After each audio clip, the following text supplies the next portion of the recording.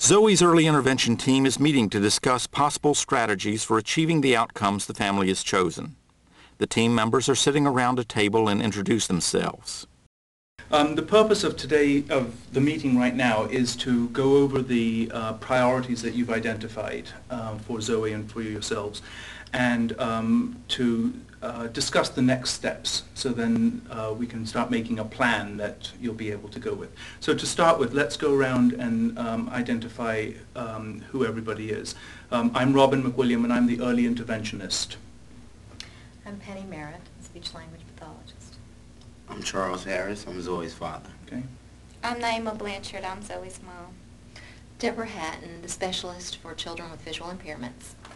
Lynn Wakeford, the occupational therapist. Great. We had a couple of really good meetings this morning, one where we talked about your day-to-day life, Naima. We see Robin with Penny in the background. And then also a time where people got to play with Zoe and ask you some other questions about her. In your priorities, what I thought we would do, everybody, is go through Naima's priorities and discuss what the next steps might be. Is that okay?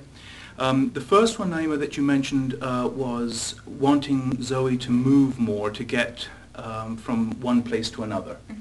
Okay? Anyone have any notions about what our next steps might be with that? Lynn leans forward and looks over toward the parents. Lynn gestures with her hands. Deborah nods in the background as Lynn speaks. You did mention that she is starting to move a little bit when she's on her back, scooting a little bit towards her feet.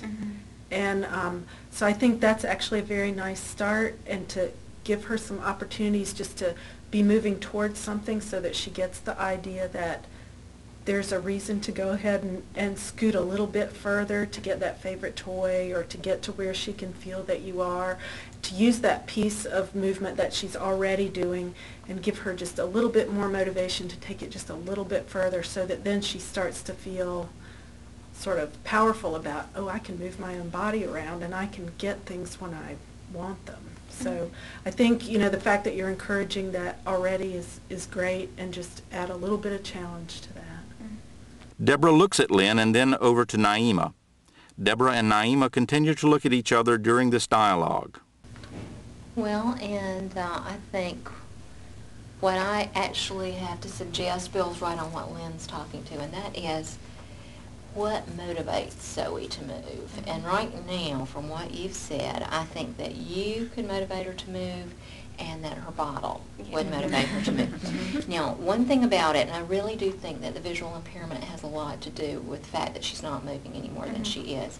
Because if she can't see anything that's enticing her to move, there's no reason to move. She's safe when she's still.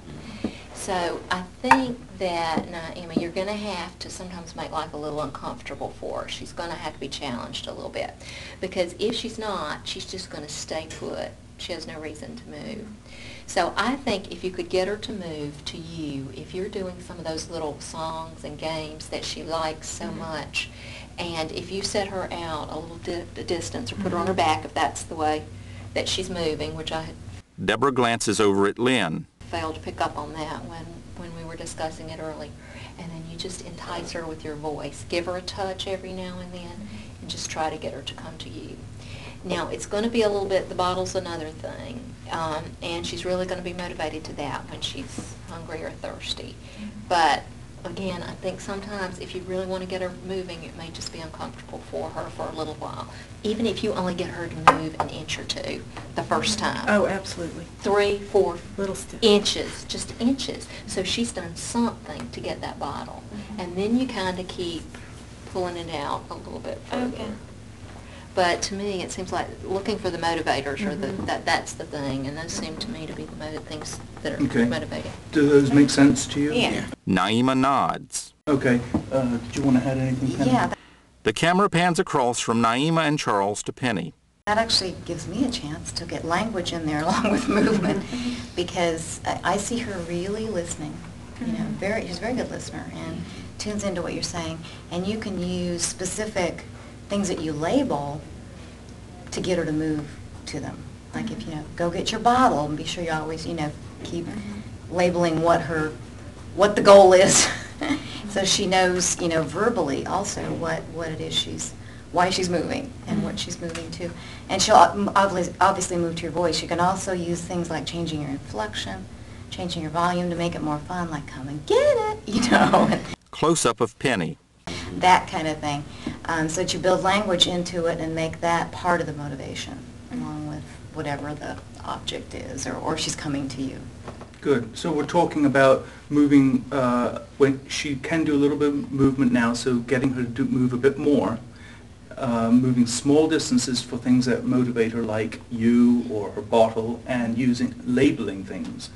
You label yourself too, Mama, because you remember you want her to say that. Yeah. Okay, and so at what time of the day what times of the day do you think would work well for encouraging this movement? Probably in the evening. Evenings, okay. She might be a little bit. Because in the morning, she's usually just so thirsty, too. Yeah. I mean, if I'm like, come and get it, she'll just scream. Of course, if she's thirsty for the bottle, Interrupting. think about that too.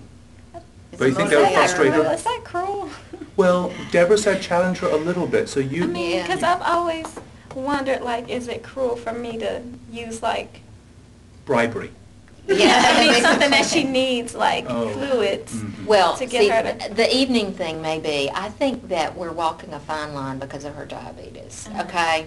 But I really believe, and I can tell you have got such a strong bond with that little girl, and she trusts you, and that you are very nurturing and very sensitive. But I really think for her to develop and learn to do these things that you need, you're going to have to withhold a little bit. Now, we got to be careful because of the diabetes and the liquid. But now by the evening, this may be another good reason for the evening, we know Okay. she's had most of her liquids met. I think it could be a frustrating start to both of their days She if they could did use it toy early in the morning on. or instead. Yeah, early Okay. on in the morning. But then I do think, I hear what you're saying, but it's going to take a lot to get her moving. Great. Well, that sounds good then. Now,